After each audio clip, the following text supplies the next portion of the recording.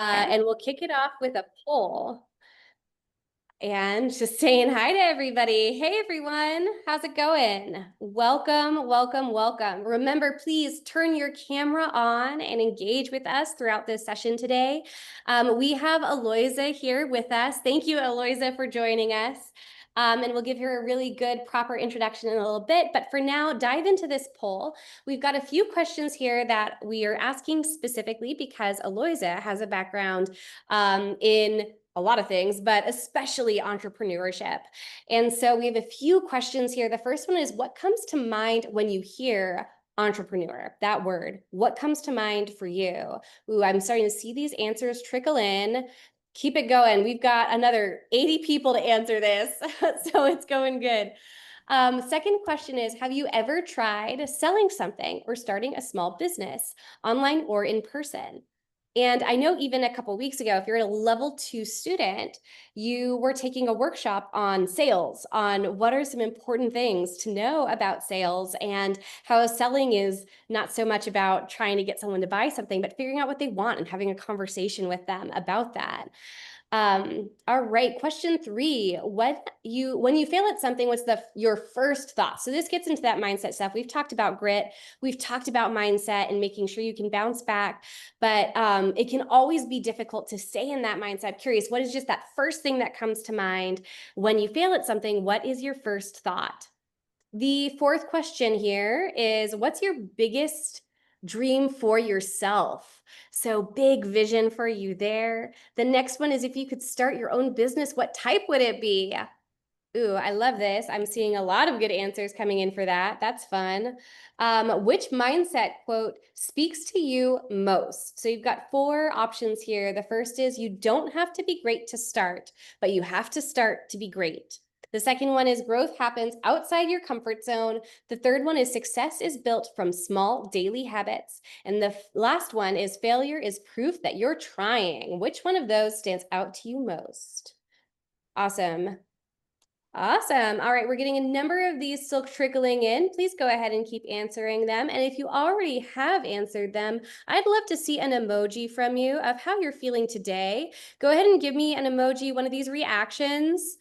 Across the screen, yeah, I've got some thumbs up. How are people doing? Lots of thumbs up. Emily is having a party. Emily, I need to know what's going on. Emily, what's going on with you? Why is there a party going on today?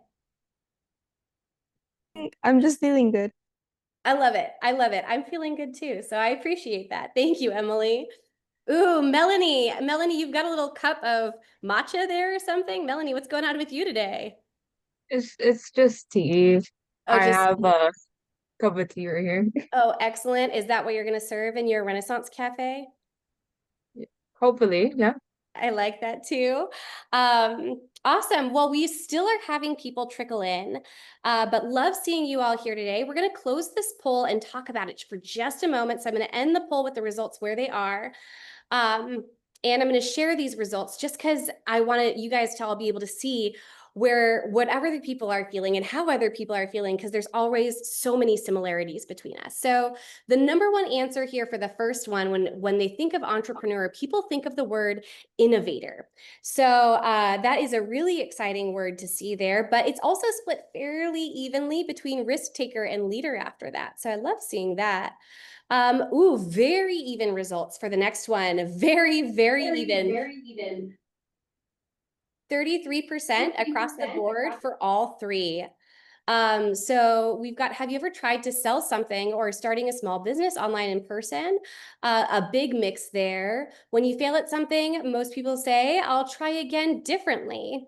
What's the biggest dream you have for yourself? The biggest dream here is to have a successful career. I love that. There's a few people out there who want to start their own companies. Curious to learn more about that as we go today. And then number 5 also split fairly across a few of them, not so much in the tech or gaming. And the greatest mindset quote here, you don't have to be great to start, but you have to start to be great. Love all of these. Thank you all for participating. And thank you for joining tonight. Love having you here. We've got a big crowd tonight, and we have an amazing guest with us tonight. Eloiza Tecson is coming to us to speak with us about a number of different topics. Eloiza has an incredible past and history. She's really been at the forefront and cross section of health and wellness and entrepreneurship and investment. In 2023, she was named as Forbes 30 Under 30 in Los Angeles for her work with the EY Ventures Group. She's also the co-founder alongside Griff Long for E20. Who here attended our last Ignite with Griff Long? Go ahead and give me an emoji for that. If you went to our last, okay, we've got a hand up, lots of thumbs coming up. Okay, a lot of you know her co-founder of E20, Griff Long, and she actually helped hook us up with that for our last Ignite. So thank you for that, Eloiza. And now she is also, in addition to still doing all that, she's also the CEO of Lindora. So she has had an incredible history and is here to talk to us about a few things, largely talking about mentorship, leadership development, and entrepreneurship. Eloiza, I'd love to throw it over to yourself to hear about it a little bit from your own perspective. How would you share your story with this group?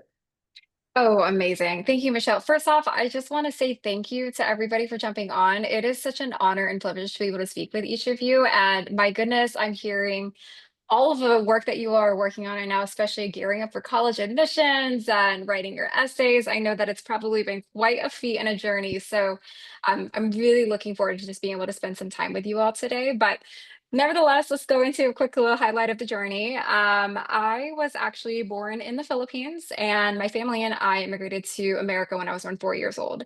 It was at that point in time, first off, I didn't speak English, so I had to figure out how to speak English. So we used sports and health and fitness as a way to just immerse us into the culture, right? Because there was something really powerful about it. I mean, raise your hand if you're a sports fan. I know we're all in LA, so we probably got a lot of Dodgers fans in here. I know we do. But it was fascinating because was this sense of like community and camaraderie that happened with people from all different types of backgrounds and cultures. And I loved everything about it. So we use these vehicles as the way to just like understand what the American culture was like and also help me understand how to speak a little bit of English. It was at that point that I decided that I wanted to be in this space for my entire career. So I got really lucky and I was able to start at such an early age working for some pretty fantastic brands, led marketing for the PGA Tour. I was also a part of the Red Bull Sports Activation team. And it was at that point then I had a chance to be able to help build out the entire Southeast market at like 17, 18 years old. I don't know how I was able to do that and why they trusted me with that kind of responsibility, but they did. So they moved me actually from good old Memphis, Tennessee. That's my hometown. So I'm a Southern girl at heart, down to South Florida. And then at that point, I was introduced to this category of boutique fitness. So I had a chance to be able to meet some of the leading founders over at Orange Theory Fitness, if anybody's familiar. And little did I know one dinner would lead to technically almost 6 years of my life. Throughout that entire time, I had a chance to hold almost every single role in the company. I managed studios. I became a franchise owner. I started selling franchises to private equity groups by the time I was like 19 years old. And then eventually made my way to the corporate team where I first led brand. So I led marketing for first our national studios, and then we started branching out internationally. And then towards the tail end of my time, I ended up actually becoming the chief of staff to the COO and president.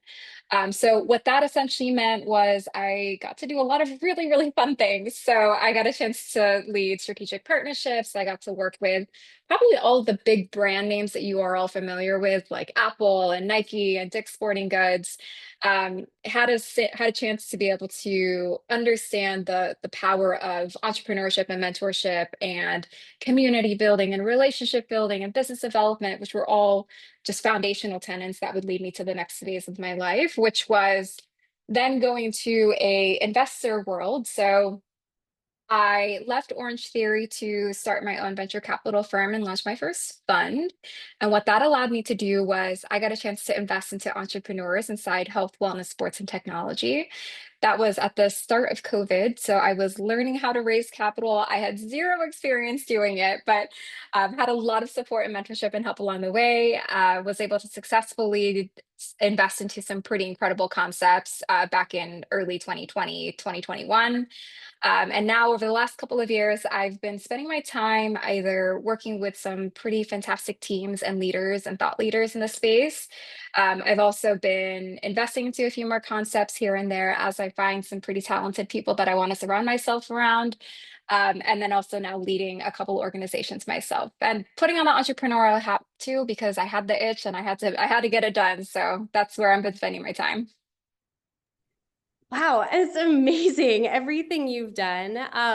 I'm really curious actually about kind of the beginning of your story too, especially because so many things launched off of something you were starting when you were the age of the people on this call now, when you were a teenager, that people were seeing you and working with you and ended up building a lot of trust with you. So I'm curious, when you were that 17, 18-year-old person just starting out in these things, what do you think helped set you apart? Or what did you do that did set you apart as you were working with people? That's a great question. I have to tell you, a lot of the times, if not all the times, I actually attribute a lot of the quote unquote success right now to the values that my family had instilled in me. So I give it all up to them. My parents were the kind of parents, especially like, seeing them move from the Philippines and having the courage to start into a brand new country with nobody around. They didn't know anybody here, right? There was a lot of values that were instilled with me as a child, and what that essentially allowed me to do was realize that I was fortunate enough where my parents always told me that anything was possible as long as you put your mind to it, so I stuck with that every single day. That's amazing, and amazing to Mhm. have that family support too and be able to see their example. And I know mentorship and people are something really important to you in your journey. I know your parents and the way they instilled value in you is a big part of what you've taken along in your journey. Are there other key mentors that have helped you along your way? Absolutely, absolutely. Mentorship has been a really fascinating learning for me, right? Because I think on one side of the equation, the question always goes, well, how do I know? How can I find the right mentor? How do I know if this is the person that can help me? And at times, especially when you're starting out in your career, you sit back and ask yourself, well, what are the things that I value most? What are the things that I can learn from? And how do I even find that right person, right? And it was the same question that I had for myself. I didn't know very too many people. I was moving from market to market and state to state and going to some pretty new and very interesting job careers. But what I realized was a lot of it has to deal with understanding yourself first and understanding your own core values. From there, what I realized was I can learn even the smallest thing from every person around me, right?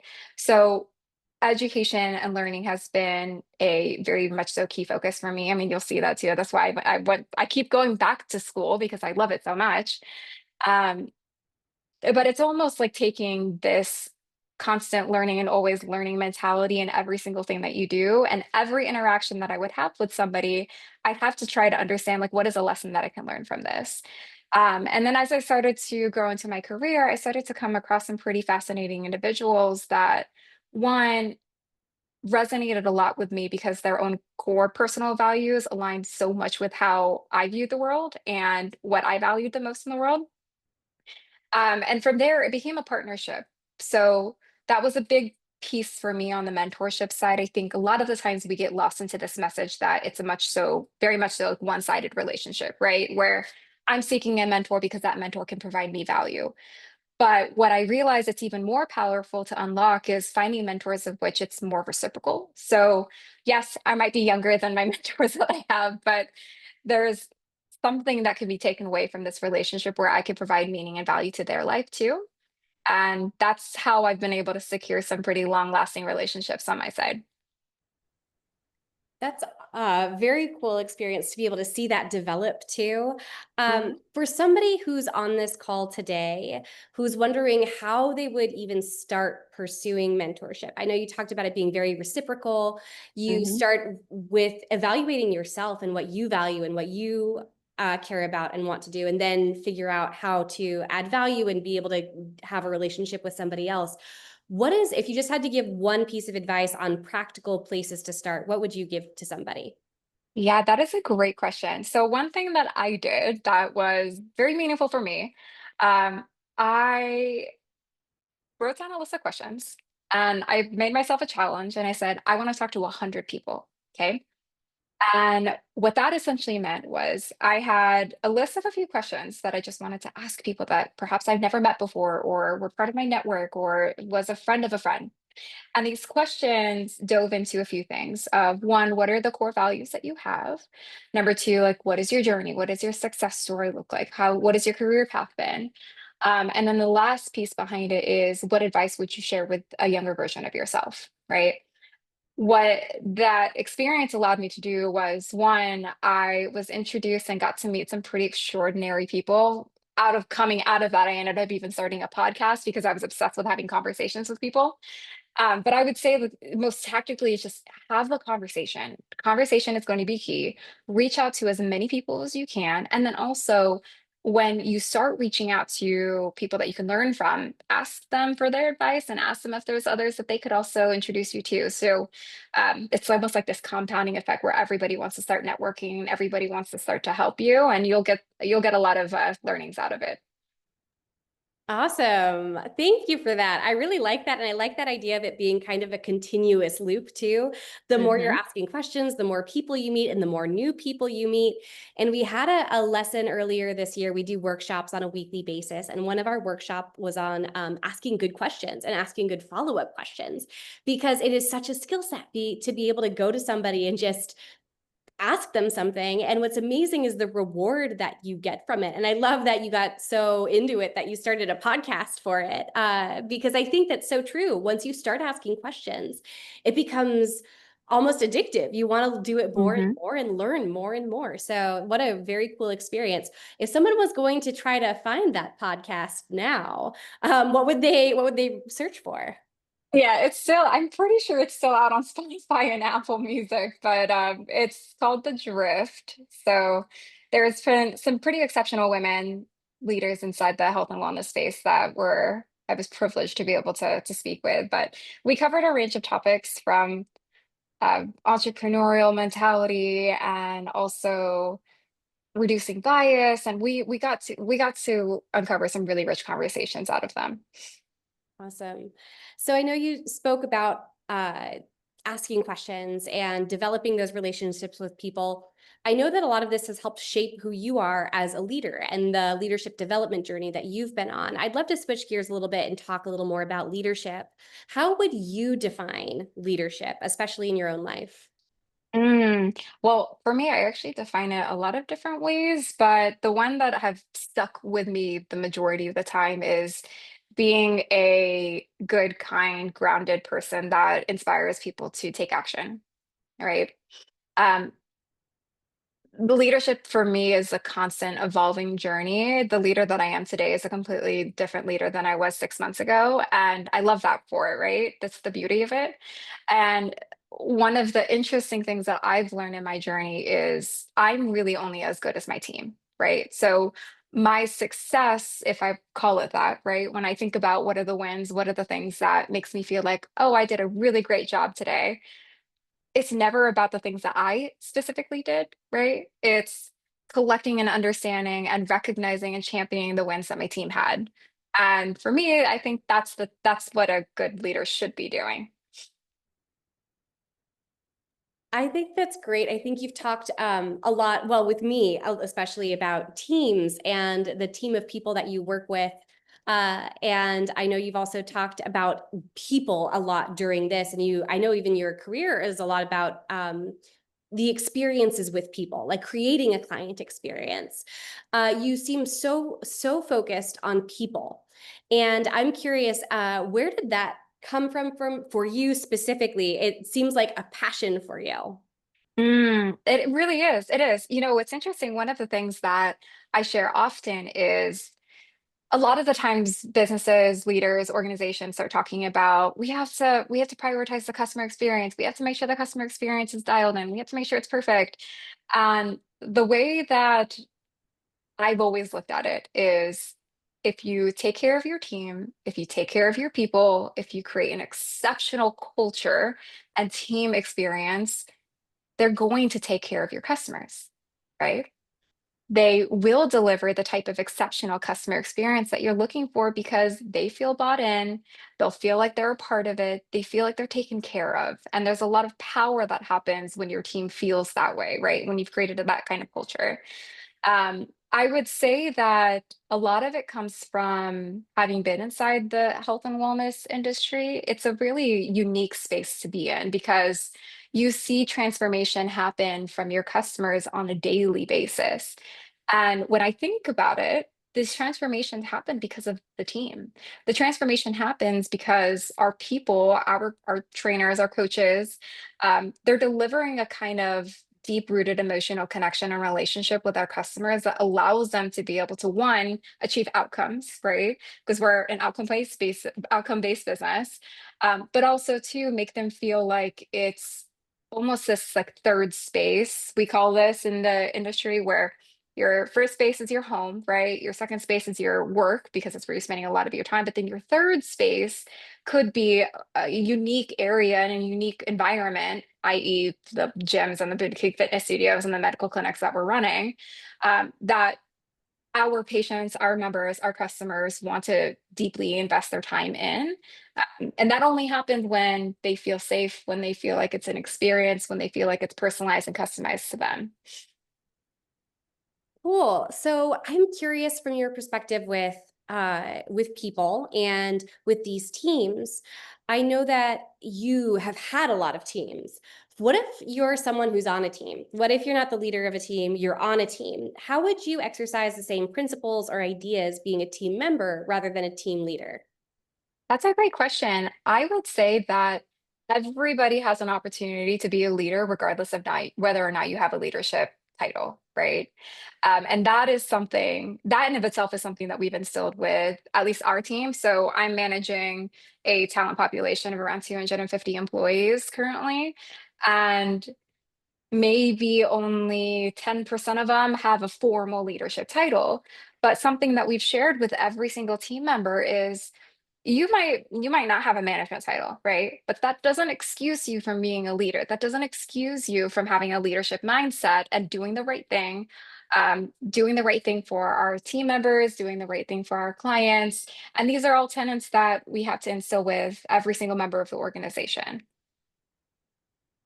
I have a separate question. I know, number one, I think that's great, and I think that's a really important mindset, actually. And I'll start there. I think at Youth Champions, we call it Youth Champions because to be the champion of your own life is something anyone can do. It's about taking ownership and taking pride and being able to direct, even if you're not actually in a leadership position or in something that somehow designated a leader, you are a leader of at least yourself at a minimum, let alone how you behave influences people around you all the time. So I think there's something really, really beautiful and inspiring in that that's so important to realize the power an individual has over their own life and over the world of the people around them and that they're interacting with. So I appreciate you bringing that up, that leadership isn't a title, it's something you do, it's something you bring. Mhm.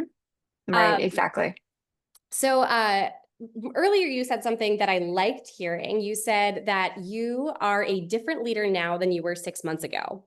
Mm. And I think that's really true for anyone growing. So I'm curious, how do you continue to grow as a leader? That is a great question. One, I'll give you some more tactical examples because I feel like it's been more high level. But having a culture where coaching and feedback is not just something that people are okay with, but the people are actually embracing and embodying every single day. So a practice that I've instilled with our team is a very quick check-in. And what that looks like is I call it the traffic light question. So I'll ask them, right? Red light, what is something that I need to stop doing? Yellow light, what is something that I need to think about or change? And then green light is what is something that I can start or something that I can start doing. And having this constant feedback loop, not only one on my team member side, it allows them the opportunity to develop a really good, deep relationship with me where they feel like they can come to me for any problem that they have. They feel like they can ask me any question, right? It's always an open door. But then on the other hand, for me, it's like it's kind of a little more selfish on my side because I want to understand where are the opportunities that I have to become a better leader for them, right? Um, it's interesting. We had our executive team meeting. We have a weekly leadership meeting every Monday. And today, this was actually a point of the conversation. And what we essentially dove into was we want to prioritize leadership development and team leadership and team development for every single member of the organization, right? I want every single team member, whether you're part-time or full-time, manager or not, to be on an individual personalized development program. And one of the things that we were chatting through is, well, feedback is actually key. And I think a lot of the times, though, sometimes it might have more of a negative connotation behind it because traditionally people don't typically give feedback unless it's a bad thing, right? Oh, I'm giving you feedback. Do you want some feedback? And you immediately put your guards up and you have some walls. Um, and it becomes the onus of the leaders of the organization to embody this sense of no, feedback is something that we want to always talk about, right? It's something that we want to talk about when things are going well. It's something that we want to talk about when there's things that we can improve on. And once you're able to unlock that kind of mentality and behavior, then everybody starts to embrace it. I think that's such a good point about feedback in general, being a really important and critical part of growth perpetually. Hearing from someone on the outside can help either see things in a different way or understand things that you never knew about before. So I think it's such an important way to continue growing. Was feedback always something that was easy for you to take and give, or was that something you had to grow in? Yes and no. That is a great question. I would say I think it's natural human behavior if it's not something that you've grown up with to have a little bit of resistance on getting feedback, right? And I think that mostly stems from how somebody was raised, whether it's personally or professionally. But over time, I had to unlock this mentality for myself that says, no, it's a completely okay thing to give and receive feedback. But a lot of it is the big question that you have to ask yourself when you're in a position of either giving or receiving feedback is there enough trust, right? Have I created a safe environment where I can have this deep conversation with somebody because it is vulnerable. So it's a matter of one, yourself being okay with being vulnerable, because I think that will unlock and reduce a lot of the walls and barriers that come up in those conversations. But then, secondly, too, when you've developed the rapport and the trust and the kind of safety, then it becomes more so of a conversation of no, this person's trying to help me rather than trying to hurt me. Mm. I appreciate that, and that sense of vulnerability, being okay, letting your guard down, and taking that risk. I will switch gears here a little bit to something else that involves a lot of risk, which is entrepreneurship, which I know is also a very big part of your journey. I'd love to know what drew you initially toward entrepreneurship or just the entrepreneurial way of thinking. I love that. Okay, so I would say it comes back to my early days at Orange Theory because Orange Theory Fitness was a franchise business. So for those that aren't familiar, what essentially means is that you get a lot of entrepreneurs and business owners that want to run their own business, right, in their local communities. And that unlocked a really fresh perspective on what entrepreneurial mentality meant for me. And I loved everything about it. I loved working with our franchisees. I loved being able to understand why they wanted to become their own boss and their backgrounds and how their unique experiences and work histories can come back together to be able to build a really successful business. So there was this sense of just being incredibly fascinated by the entire journey of one, somebody just deciding that they wanted to start their own business and that they wanted to run their own business and that they wanted to ditch the corporate world, right? But then two, the journey of what it takes to actually create a successful business was just as beautiful for me.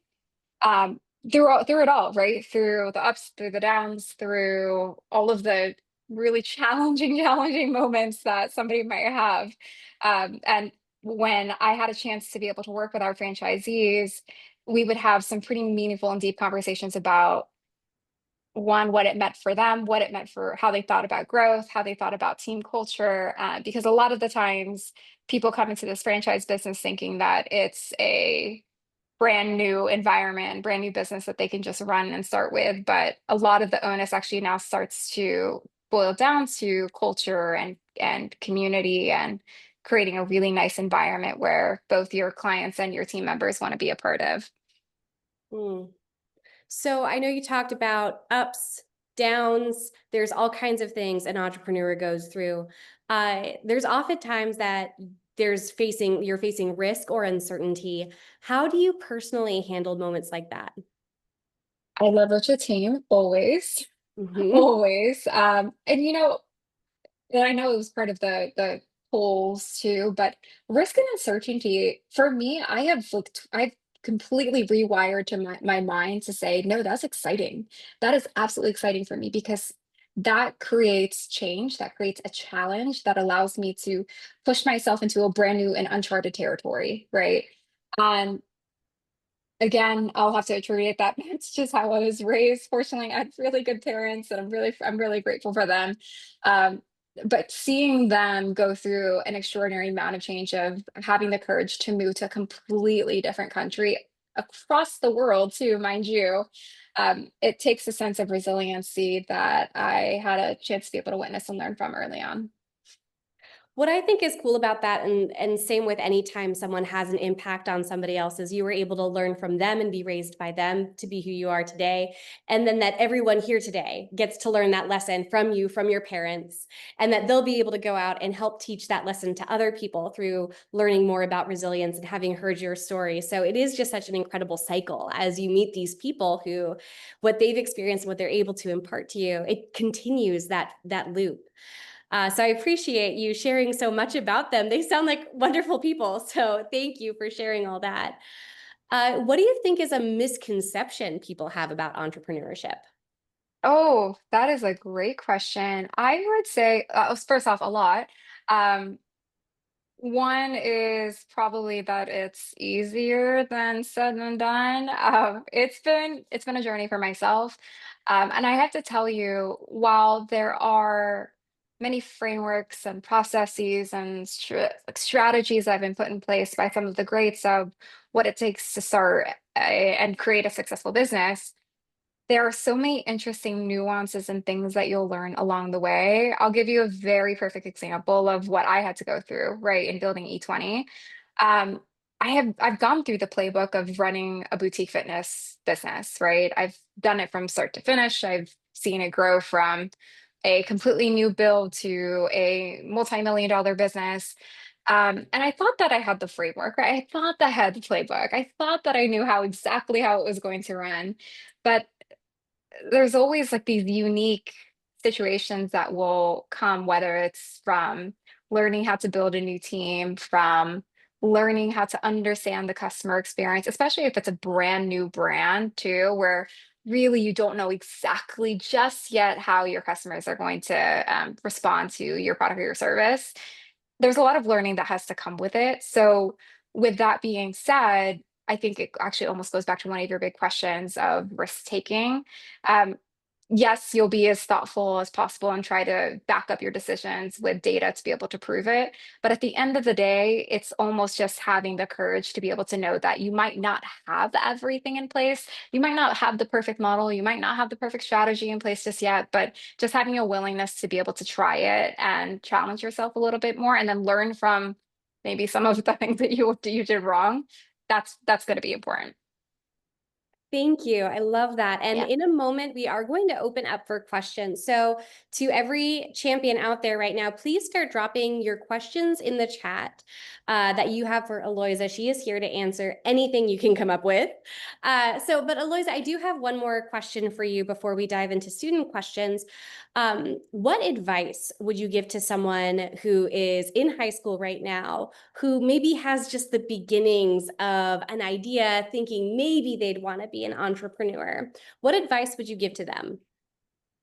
I would say start looking, start asking questions, start trying to talk to as many people as possible. Because one of the mindset quotes is actually something that I take with me a lot. You don't have to be great to start, but you have to start to be great.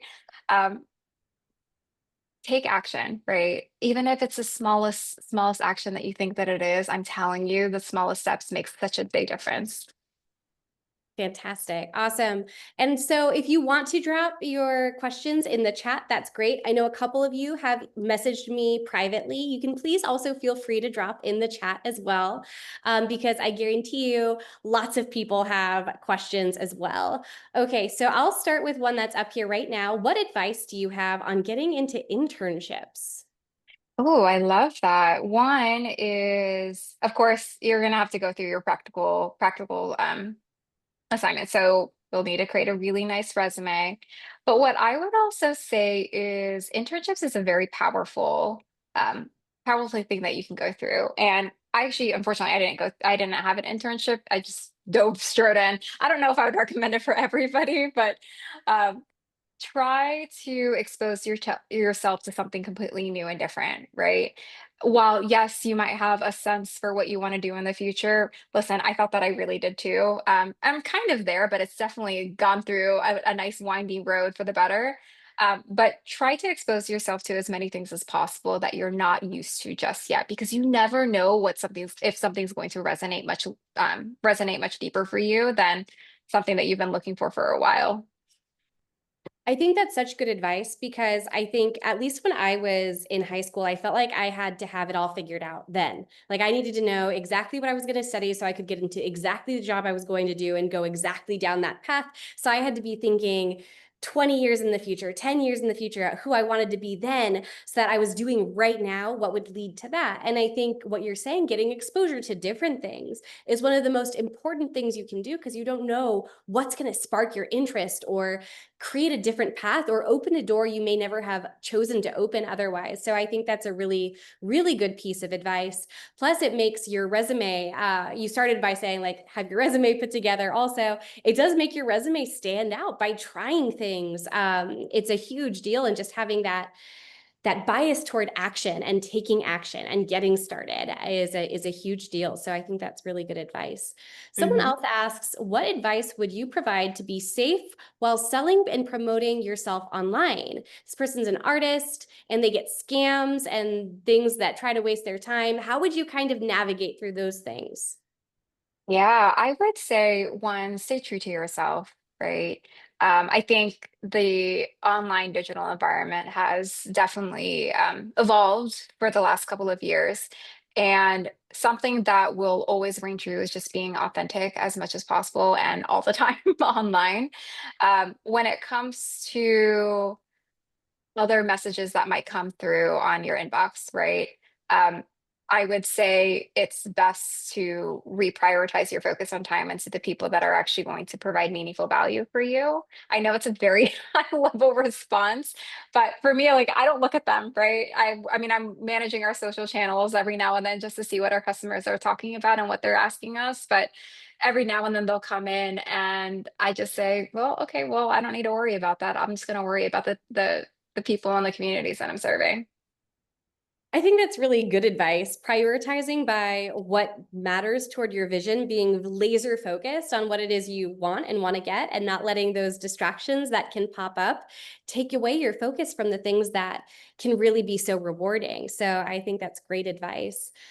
We have another question here. What's the most memorable advice you've received from a mentor that helps you in running your business today? Mm, let's see. Gosh, there's so many. I have some pretty extraordinary mentors that I'm very grateful for, and they're constantly giving me advice.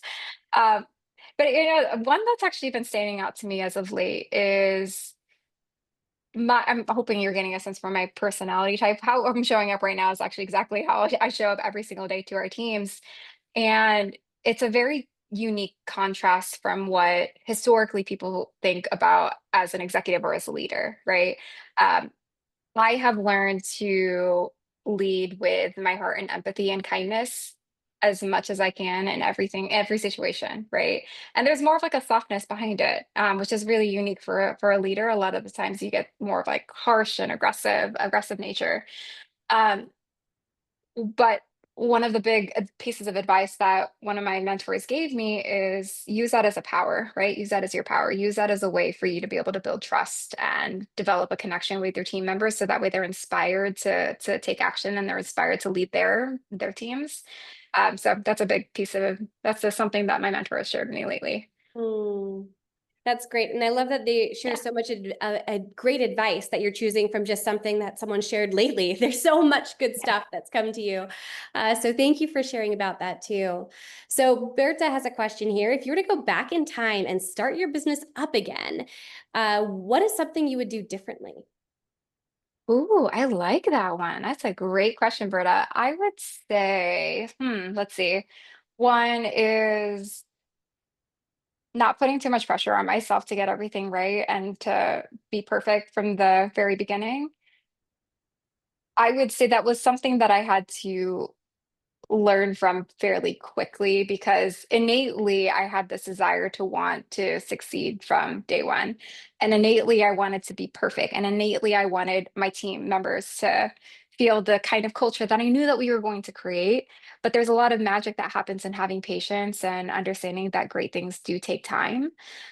So not having too much pressure on yourself and just being ready to start. Hmm. I think that's such a good balance to have, because you clearly had goals and knew where you wanted to be, but having that grace with yourself while still charging toward those goals and having that clear vision is a really delicate balance sometimes to strike, to still be able to know that you're on the right track, even if you aren't where your goal is yet. So I think that's really, really good advice. All right. So Valerie here asks, what exercises or tips do you have or do to prepare for networking or events or just socializing with new people in general? Okay. So I've been doing these a lot lately, and it's interesting. This might come as a surprise, but I'm actually more of an introvert than an extrovert.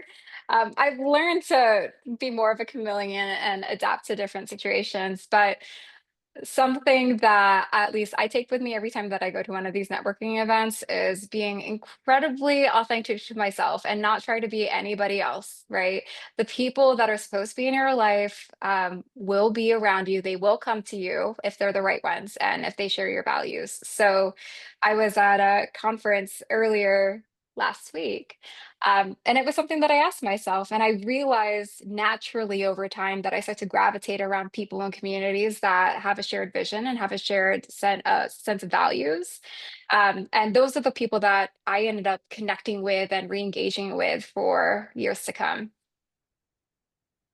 That's great advice too. Just being yourself at something can help make it so much easier to find people who actually are agreeable with who you are. So I think that's really good advice on just taking that first step forward with networking, which I know when I was a teen, I found extremely difficult to figure out, especially how to talk to older people. So I think that's just showing up authentically is a huge, huge deal. So this is a question, a few people have asked this question in a few different ways. But people are curious, was there ever a time that you lost motivation and wanted to give up? And if so, how did you overcome it? Oh, so I've never wanted to give up, but there have absolutely been times where my motivation scale and level has been on the lower side than I would like. And I have to tell you, I wish I could stand here and say that it won't happen as you go through your career, but it is absolutely something that you will go through. The biggest question is just what you're going to do with it, right? Um, Whenever I find myself in those moments, some of the things that help me is trying to talk to the people over, like talk to my loved ones. So I'll chat with my family, I'll chat with friends, I'll even chat with my colleagues, and They'll always find a way to lift me up and get me back up again, even if they don't even realize or know. I didn't tell them like, oh no, I've lost motivation right now. Um, because I've found my people, right? And I found the people that I can trust. I found the people that are great, incredible influences for me. Somehow, some way, they just always know the right thing to say that'll get me back up again. I think that's so special. I know that you've talked about your family a lot. I'm very close to my family as well. And I think having people in my life who I know I can turn to for that uplifting vibe or feel or whatever it may be and help build me up is such a crucial thing to success in any way. So I really, really relate to that. So America has a good question. America's asking, what's the biggest risk you have taken for your business? Um, and was it worth it? Ooh, yes. There, oh, by the way, America, that's a great question. There's a lot of risks that I have now taken in my business. And you have to. That's what makes it exciting. Let's see. One of the risks that I took was actually taking a fresh new spin on how I was thinking about recruiting talent. So I've talked about it a lot already now, where yes, I want to focus on the customer experience, but I'd rather prioritize on the team member experience and building a phenomenal culture first. And in the space that I'm in, we've had this playbook where typically you only hire a certain criteria, you only hire a certain characteristic set of people, right? But what I realized was I wanted to understand, is there a different type of persona and background that could create deeper connections and relationships with our customers that I was looking for? So what that essentially looked like in practice was in boutique fitness, usually you would hire somebody that was already a personal trainer, right? You hire somebody that has the experience of training people and working with fitness equipment and getting people to reach their goals. But what we wanted to do at E20 was, one, we wanted to create standardized programming so that way they don't have to think about, right, the training programs. What I wanted to prioritize in our coaches was finding people that just knew how to create connections, just knew how to unlock a sense of trust immediately with our members.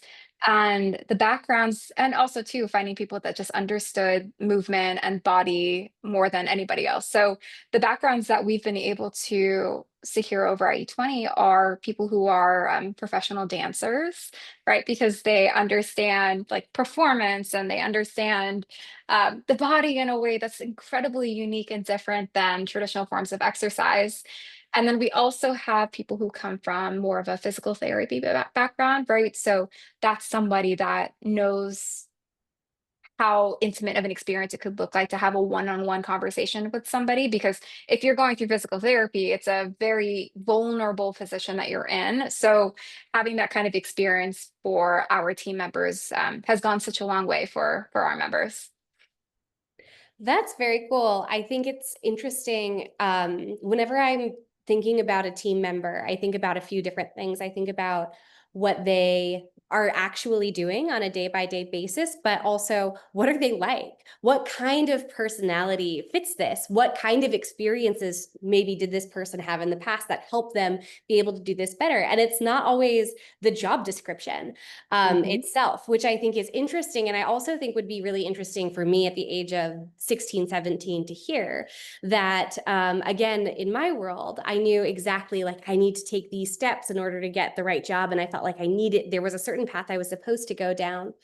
And I think realizing that every opportunity you have, you're learning something that's different or new or interesting. And that those things that may not be the exact job description can actually build into something you may never have otherwise been pursuing or even thinking about, because it's looking for the same skill set, but maybe it's a soft skill set that you learned through the same activity that had very different actual skills.